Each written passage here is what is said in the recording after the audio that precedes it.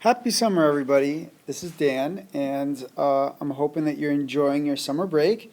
And if you have arrived here, you may be having just maybe a little difficulty with your math skills sharpener. So, what we're going to do is just go through an example page, and maybe we'll get over the big moment and move on from that. So, let's get started. This is an example page that comes from the 7th grade book. It's near the end of the book, but no matter what book that you're using, right, the process of going through sort of how you work through difficulties remains the same no matter what book you're using. So we'll start right up here at the top, and we'll go through this and see what we can do here.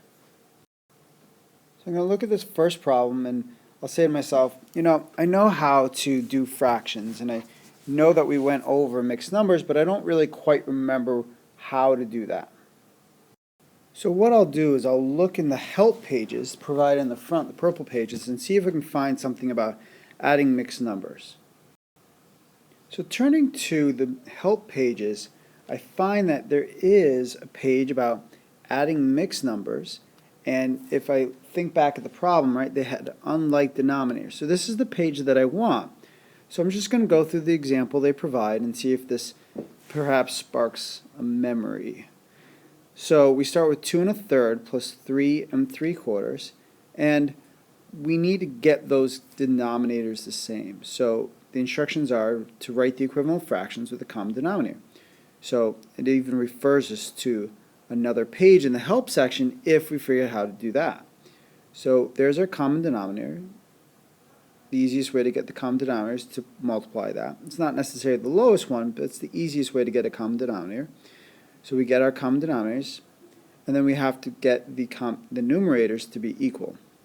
So we had to multiply the denominator by 4 to get to 12, so we have to do the same to the numerator.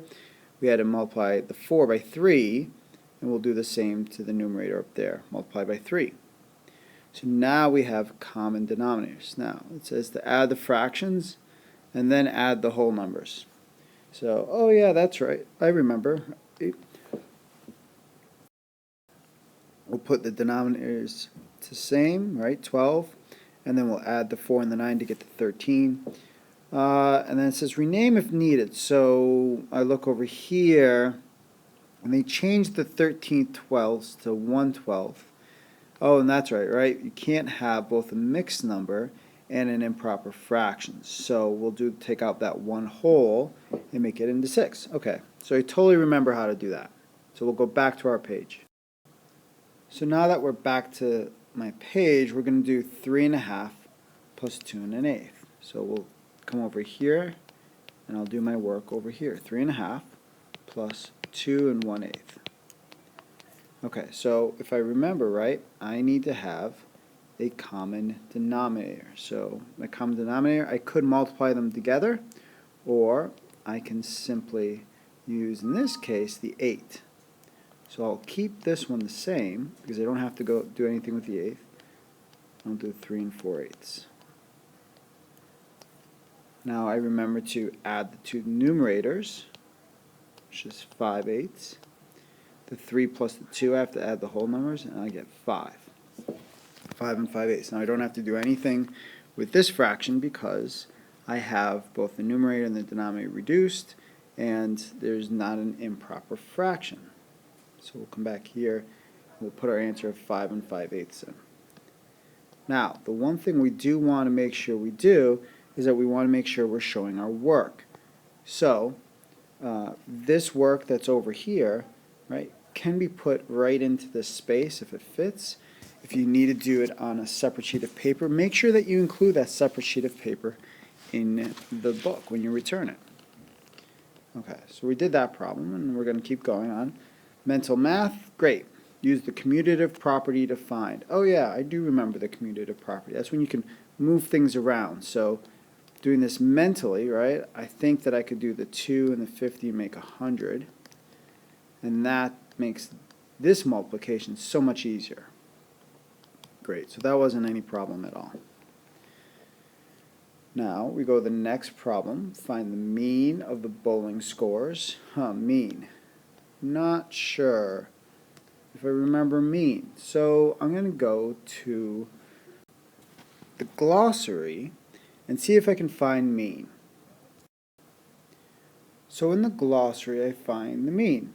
And I look at it, oh yeah, the average. Okay, I always get confused with mean and median, but yeah, mean. It's the average. I know how to do the average.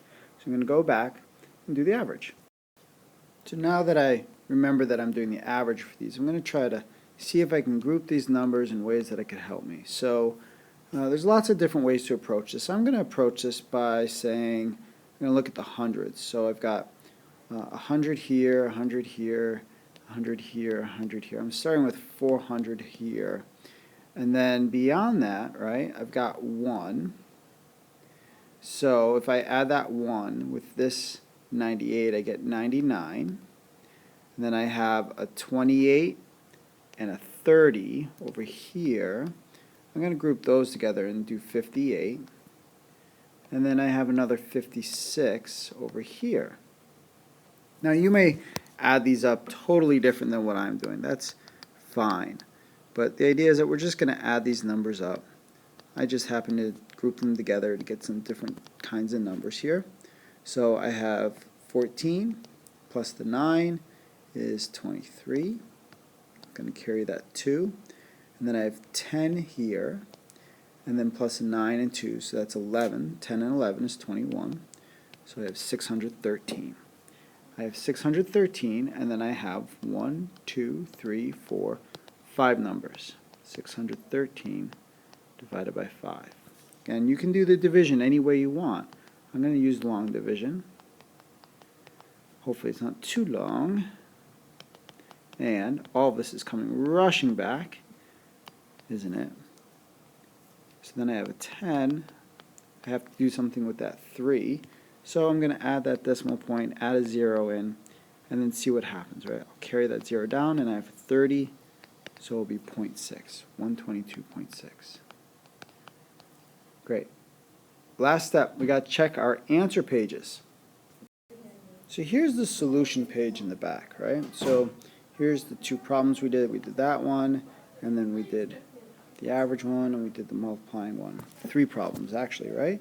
So you can see that not only are the answers here, but the entire solutions are here too. So as you run through the problems, if you get stuck, you can actually go to the back, find a problem, go through the problem, and figure it out from the solution. It's not cheating to do this. This is your help page. So, good luck, have fun, as much fun as you can possibly have doing math during the summer, and we'll see you in the fall.